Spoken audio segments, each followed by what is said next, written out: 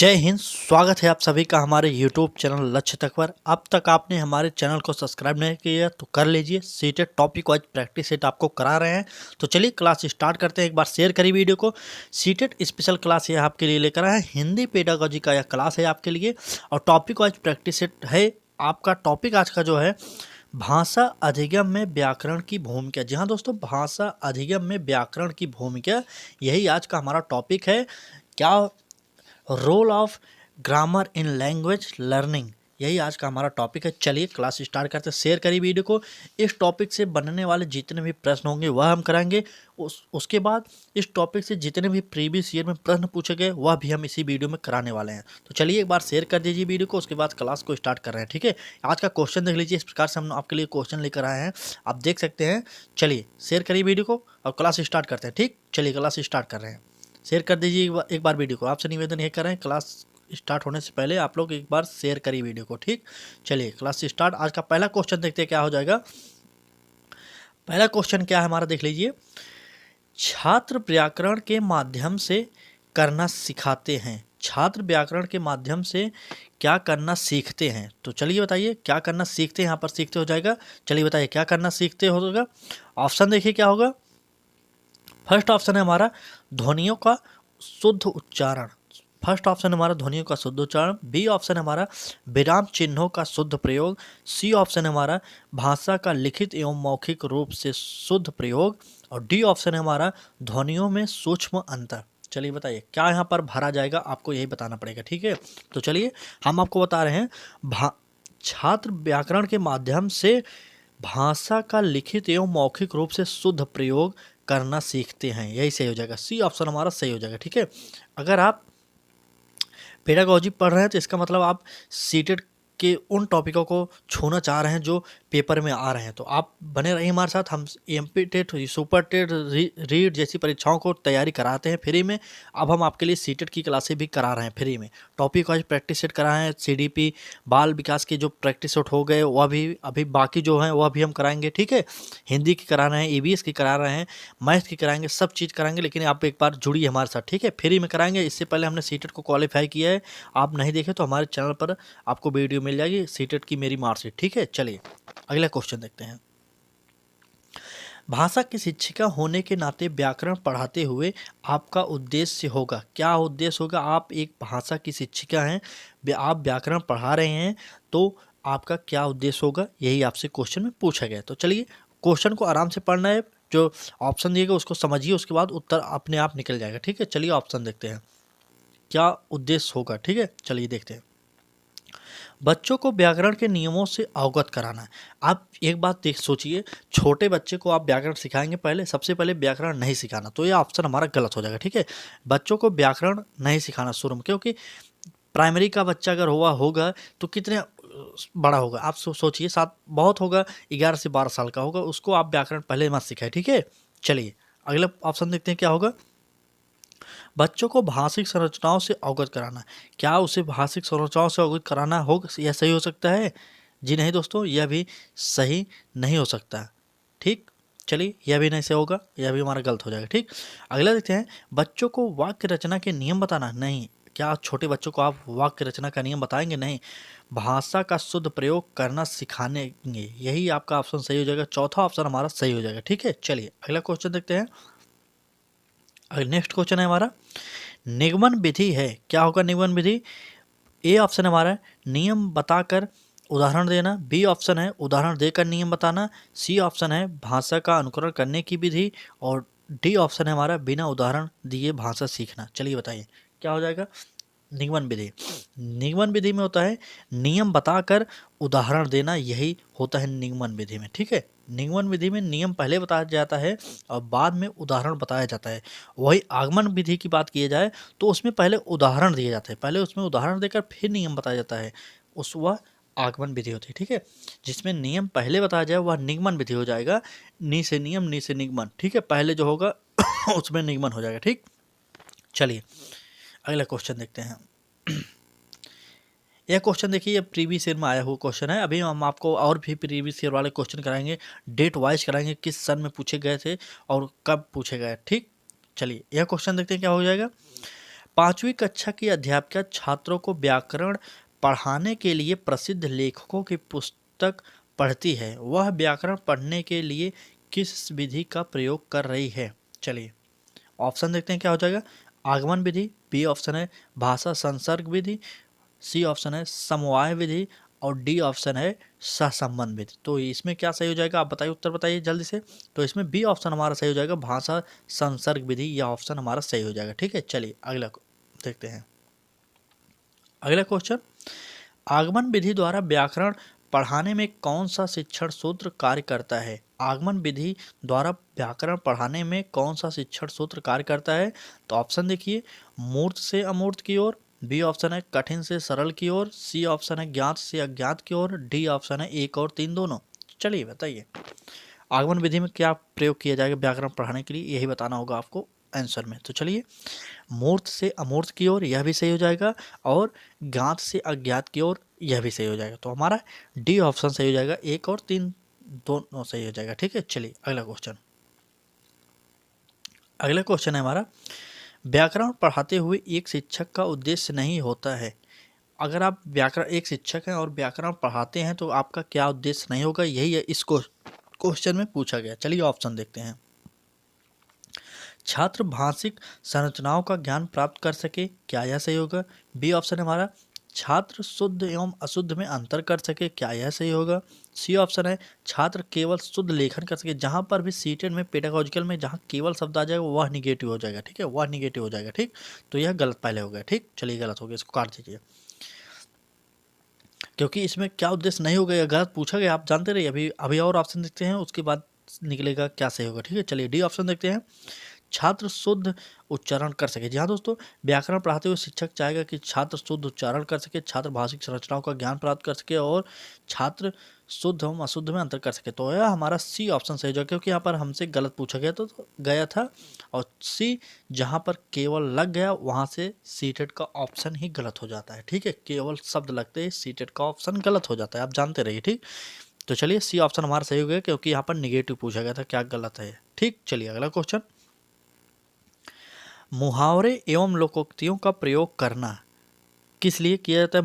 मुहावरे और लोकोक्तियों का प्रयोग, ऑप्शन देखते हैं। ऑप्शन ये है हमारा, व्याकरण का प्रमुख हिस्सा है। बी ऑप्शन है, हिंदी भाषा शिक्षण का सबसे महत्वपूर्ण उद्देश्य है। सी ऑप्शन, भाषिक अभिव्यक्ति को प्रभावी बनाता है। और डी ऑप्शन, केवल गद्य पाठों के अभ्यास का हिस्सा है। चलिए बताइए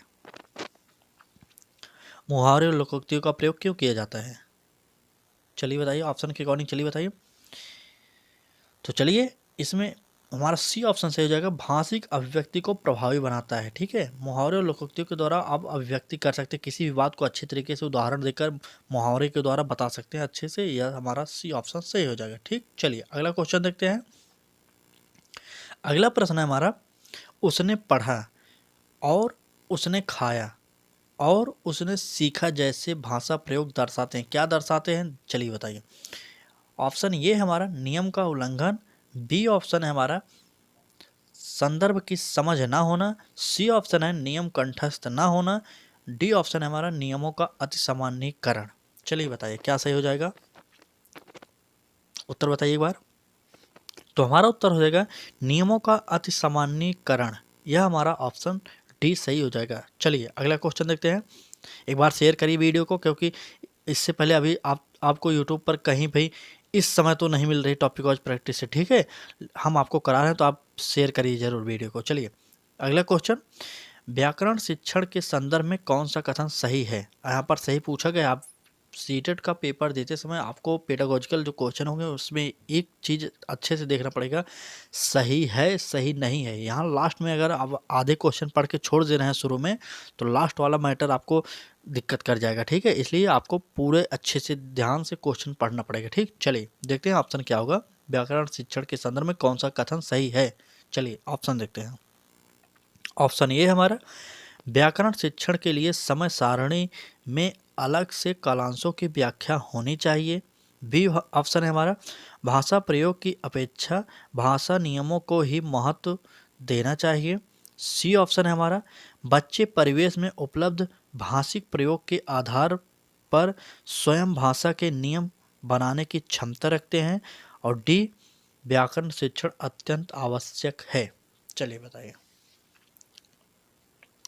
कमेंट करिए एक बार उत्तर को, आप सभी कमेंट करिए। तो इसमें हमारा ऑप्शन डी सही हो जाएगा, क्योंकि व्याकरण के द्वारा ही बच्चा शुद्ध अशुद्ध में अंतर कर सकता है, शुद्ध अशुद्ध शब्दों को लिख सकता है, जान सकता है। ठीक है, चलिए अगला क्वेश्चन देखते हैं। अगला क्वेश्चन, व्याकरण शिक्षण को सरस एवं रुचिकर बनाने के लिए निम्नलिखित में से कौन सा उपाय नहीं किया जा सकता है? व्याकरण शिक्षण को सरस एवं रुचिकर बनाने के लिए निम्नलिखित में से कौन सा उपाय नहीं किया जा सकता, आपसे यह पूछा जा रहा है। ऑप्शन देखिए, ठीक है। चलिए पहला ऑप्शन देखते हैं, व्याकरण की पाठचर्या छात्रों के स्तर अनुकूल बनाना। क्या यह सही होगा? यहाँ पर निगेटिव पूछा गया है, क्या नहीं है। ठीक है, निगेटिव को याद रखिए, बार बार हम आपको याद करा, निगेटिव याद करिए, उसके बाद आपको उत्तर मिल जाएगा। ठीक, चलिए बी ऑप्शन देखते हैं, व्यवहारिक व्याकरण की शिक्षा भाषा संसर्ग विधि से देना। और सी ऑप्शन है, छात्रों को नियम और परिभाषा रटने के लिए प्रोत्साहित करना। और डी ऑप्शन है, व्याकरण शिक्षण को दृश्य श्रव्य सामग्री के प्रयोग से रोचक बनाया जाए। अगर आप सीटेट में जो इससे पहले हमने प्रैक्टिस सेट कराया, अगर उसे आप ध्यान से देखे होंगे, तो यह क्वेश्चन एक इकलौता क्वेश्चन है जिसमें नेगेटिव बात बोली गई है। सीटेट हमेशा उस शब्द को ही गलत मानता है, जहां पर रटने की बात की जाए वह गलत हो जाएगा। ठीक है, आपको पता होगा, जहां केवल लग जाए वह भी नेगेटिव हो जाता है। तो चलिए देखते हैं, छात्रों को नियम और परिभाषा रटने के लिए प्रोत्साहित किया जाए, यह हमारा गलत है। तो गलत हो यही, तो सही हो जाएगा ये। ठीक है, क्योंकि ऑप्शन में नहीं किया जा सकता या नहीं किया जा सकता यह पूछा है, तो आप छात्रों को नियम और परिभाषा रटने के लिए प्रोत्साहित नहीं करेंगे, कभी नहीं है, गलत हो जाएगा। तो ये हमारा सी ऑप्शन हमारा सही हो जाएगा, क्योंकि यहाँ पर निगेटिव पूछा गया है। ठीक है, यहाँ पर निगेटिव पूछा गया है, तो सही यही होगा। ठीक, चलिए अगला क्वेश्चन,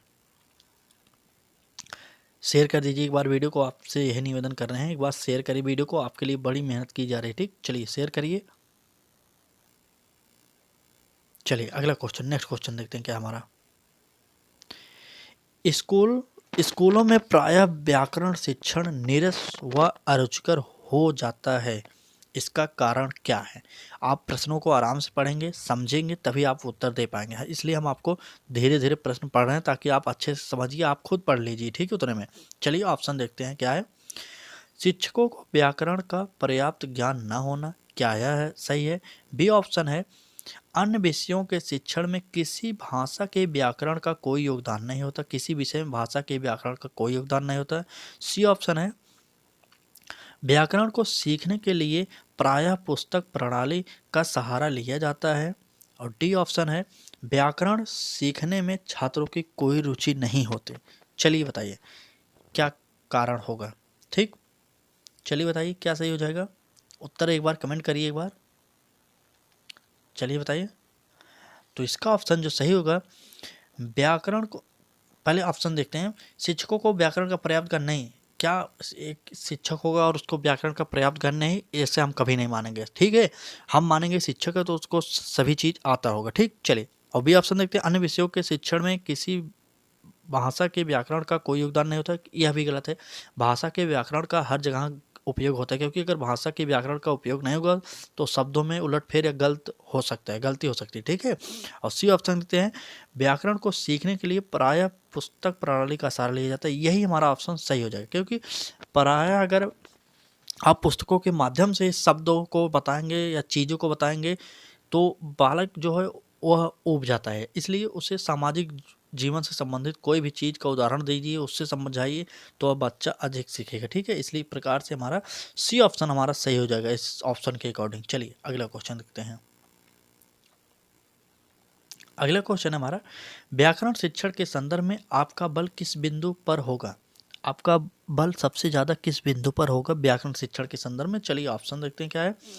व्याकरण के नियमों की सैद्धांतिक विवेचना पर, क्या यह सही हो जाएगा? बी ऑप्शन, व्याकरण कोटियों की पहचान पर। सी ऑप्शन, व्याकरण के व्यवहारिक पक्ष पर। डी ऑप्शन, व्याकरणिक नियमों को कंठस्थ करने पर। चलिए बताइए क्या हो जाएगा सही, एक बार कमेंट करिए क्या सही होगा। तो यह उत्तर हो जाएगा व्याकरण के व्यवहारिक पक्ष पर, यह सबसे ज़्यादा उपयोगी लग रहा है। ठीक है, तो यह हमारा सी ऑप्शन सही हो जाएगा। ठीक, चलिए अगला क्वेश्चन, अगला क्वेश्चन देखते हैं। प्राथमिक कक्षाओं में खेल द्वारा शिक्षण विधि के अंतर्गत व्याकरण शिक्षण किस प्रकार बेहतर रहता है? चलिए, ए ऑप्शन रिक्त स्थानों की पूर्ति द्वारा, बी ऑप्शन वस्तुनिष्ठ प्रश्नों के आधार पर, सी ऑप्शन उच्च स्तरीय खेल प्रतियोगिता द्वारा और डी ऑप्शन पाठ्य पुस्तक का अध्ययन करवाकर। चलिए बताइए क्या हो जाएगा सही। प्राथमिक कक्षाओं में खेल द्वारा शिक्षण विधि के अंतर्गत व्याकरण शिक्षण किस प्रकार बेहतर रहता है? तो हमारा रिक्त स्थानों की पूर्ति द्वारा यह ऑप्शन हमारा सही हो जाएगा। चलिए अगला क्वेश्चन देखते हैं। अब हम आपको कराने वाले हैं विगत वर्षों में इस टॉपिक से जितने भी प्रीवियस ईयर के प्रश्न पूछे गए वह हम कराने वाले हैं। इसी प्रकार से कराएंगे। देख रहे हैं आप यहाँ पर सीटेट 2012 में यह प्रश्न आया हुआ है इस टॉपिक से संबंधित, जो कि हमारा टॉपिक है अधिगम भाषा अधिगम में व्याकरण की भूमिका। जी हाँ दोस्तों, यह हमारा टॉपिक था भाषा अधिगम में व्याकरण की भूमिका, role of grammar in language learning. इस टॉपिक से जितने भी प्रीवियस ईयर में प्रश्न आए हैं वह हम आपको कराने वाले हैं। तो चलिए पहला प्रश्न देखते हैं प्रीवियस ईयर वाला इस टॉपिक का। चलिए पहला क्वेश्चन, भाषा के व्याकरण की समझ को क्या कहेंगे, यही आपसे पूछा गया। तो ए ऑप्शन हमारा केवल लघुत्तर प्रश्नों के माध्यम से आंका जाना चाहिए, बी ऑप्शन है निबंधात्मक प्रश्नों के माध्यम से आंका जाना चाहिए, सी ऑप्शन है संदर्भ पूर्वक प्रश्नों के माध्यम से आंका जाना चाहिए, डी ऑप्शन केवल वस्तुनिष्ठ प्रश्नों के माध्यम से आंका जाना चाहिए। चलिए बताइए क्या हो जाएगा सही। उत्तर बताइए एक बार, उत्तर बताइए, कमेंट करिए एक बार क्या सही हो जाएगा। भाषा के व्याकरण की समझ को क्या कह सकते हैं आप लोग, उत्तर बताइए, कमेंट करिए जल्दी से। चलिए चलिए, तो इसमें हमारा सही जो हो जाएगा संदर्भ पूर्वक प्रश्नों के माध्यम से आंका जाना चाहिए। तो हमारा सी ऑप्शन सही हो जाएगा, सी ऑप्शन सही हो जाएगा। ठीक है, सी ऑप्शन। चलिए नेक्स्ट क्वेश्चन देखते हैं। नेक्स्ट क्वेश्चन देख लीजिए, सीटेट 2015 की परीक्षा में यह प्रश्न आया हुआ है, आप देख लीजिए अच्छे से देखिए। ठीक, चलिए अगला प्रश्न देखते हैं हमारा, भाषा शिक्षण में खेल का महत्वपूर्ण स्थान है क्योंकि, किस लिए भाषा शिक्षण में खेल का महत्वपूर्ण स्थान है, आपसे यह पूछा जा रहा है। चलिए ऑप्शन देखते हैं क्या है। ऑप्शन ये है हमारा भाषा शिक्षक को कम श्रम करना पड़ता है, बी ऑप्शन है हमारा खेल भाषा को विस्तार देते हैं, और सी ऑप्शन है हमारा खेल में आनंद आता है, और डी ऑप्शन है हमारा खेल में शारीरिक विकास होता है। चलिए बताइए क्या भाषा शिक्षक को कम श्रम करना पड़ता है, यह सही होगा? नहीं, यह गलत हो जाएगा। ठीक है, खेल भाषा को विस्तार देते हैं, यह हमारा ऑप्शन एकदम राइट हो जाएगा। ठीक, यह हमारा खेल भाषा को विस्तार देते हैं एकदम सही हो जाएगा। सीटेट 2015 के पेपर में यह प्रश्न आया हुआ है, आप जानते रहिए। चलिए अगला क्वेश्चन देखते हैं।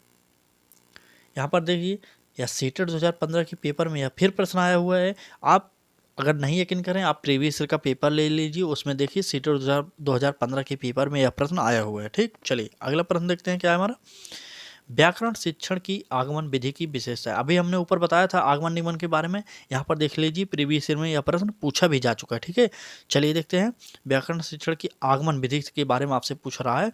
तो ऑप्शन देखिए, पहले नियम बताना, पहले नियम का विश्लेषण करना, पहले मनोरंजन करना, पहले उदाहरण प्रस्तुत करना। हमने आपको पहले बताया जहाँ पर पहले नियम की बात की जाए तो वहाँ पर निगमन प्रणाली हो जाएगा। यहाँ पर पहले नियम बताया जा रहा है तो यहाँ पर निगमन प्रणाली हो गया। ठीक, और पहले उदाहरण की बात की जाए वहाँ पर आगमन। यहाँ पर आपसे आगमन पूछा जा रहा है तो यहाँ पर आपको पहले उदाहरण देकर प्रस्तुत करना पड़ेगा। ठीक है, पहले उदाहरण फिर बाद में नियम बताना पड़ेगा। तो यह हमारा डी ऑप्शन सही हो जाएगा। ठीक, आगमन के बारे में पूछ रहा है तो डी ऑप्शन सही हो जाएगा, पहले उदाहरण प्रस्तुत करेंगे। चलिए अगला क्वेश्चन देखते हैं। यह देखिए प्रश्न सीटेट 2016 के पेपर में यह प्रश्न आया हुआ है, यहाँ पर देख लीजिए सीटेट 2016 के पेपर में। चलिए प्रश्न देखते हैं क्या है, भाषा की कक्षा में भाषाई खेलों का आयोजन मुख्यतः किस लिए किया जाता है, आपसे एक क्वेश्चन में पूछा गया है। चलिए ऑप्शन देखते हैं, भाषा सीखने की प्रक्रिया में स्वाभाविकता लाता है, बी ऑप्शन आकलन का काम करता है, सी ऑप्शन रोचकता और जोश लाता है, डी ऑप्शन अध्यापक के काम को सरल बनाता है। चलिए बताइए भाषा की कक्षा में भाषाई खेलों का आयोजन मुख्यतः किस लिए किया जाता है, आपसे ये पूछा जा रहा है। तो उत्तर जो हो जाएगा इसका सही, भाषा सीखने की प्रक्रिया में स्वाभाविकता लाता है। तो चलिए ये ऑप्शन हमारा सही हो जाएगा। ठीक है, एक बार वीडियो को शेयर कर दीजिए। अब तक आपने हमारे चैनल पर नए आए हैं तो चैनल को सब्सक्राइब करके बेल आइकन को ऑन कर लीजिए और regular CTET topic wise practice set आपको इस समय हम करा रहे हैं। यूपी टेट की तैयारी, सुपर टेट की तैयारी फ्री में करा रहे हैं, रीट की तैयारी। इससे पहले हमने UP TET, C TET, REET जैसी परीक्षाओं को भी पास किया है, आपको भी बताएंगे कैसे पास किया जाता है। ठीक है, पूरा रेगुलर वीडियो देखिए, आप एंजॉय करिएंगे और सीटेट में इस बार आप अच्छे नंबर से ज़रूर पास होंगे, क्योंकि हमने भी इन्हीं टॉपिक को पढ़ के पास किया है सीटेट को। ठीक, चलिए यहाँ प्रश्न देखिए, निम्नलिखित में से किसके अभाव में हम पढ़ नहीं सकते? किसके अभाव में हम पढ़ नहीं सकते? तो ए ऑप्शन हमारा लिपि से परिचय, बी ऑप्शन है वर्णमाला की क्रमबद्धता का ज्ञान, और सी ऑप्शन है संयुक्त अक्षरों की पहचान, और डी ऑप्शन है यह सभी। चलिए बताइए, निम्नलिखित किसके अभाव में हम पढ़ नहीं सकते? अगर आपको लिपि से परिचित ही नहीं रहेंगे, आप किस लिपि में लिखेंगे तो आप पढ़ कैसे सकते हैं? तो यह हमारा एकदम कॉमन सवाल था, यह हमारा ए ऑप्शन सही हो जाएगा। ठीक है, ये ऑप्शन हमारा सही हो जाएगा। चलिए, यह क्लास कैसी लगी? अगर क्लास अच्छी लगी हो तो वीडियो को शेयर करिए और लाइक करिए, और चैनल पर नए हो तो सब्सक्राइब जरूर करिए और बेल आइकन को ऑन करिए। Regular topic wise CTET practice set जारी रहे हमारे इस लक्ष्य तक यूट्यूब चैनल पर। तो चलिए दोस्तों, कल फिर मिलेंगे एक नए वीडियो के साथ, नए टॉपिक के साथ। तब तक के लिए बाय बाय।